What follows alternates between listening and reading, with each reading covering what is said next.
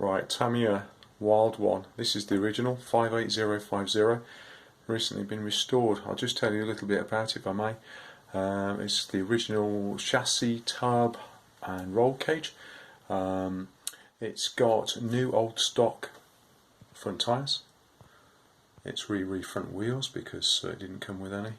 Bumpers all correct, etc. Original painted Lexan body. Got the graphics or the decals off good old eBay.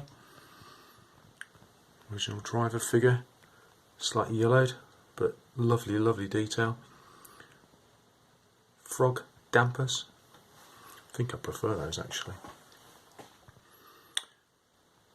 New old stock rear wheels, slightly yellowed. Original tyres. It's running mechanical speed controller. For a bit of vintage authenticity. All the screws, etc. Everything's all original. I've just finished it. I have tried it in the house and it all works as it should. There you go. I'll do another one. Maybe without the body on it. Tamiya Vintage Wild One 58050, and this one's just been restored. Thanks very much.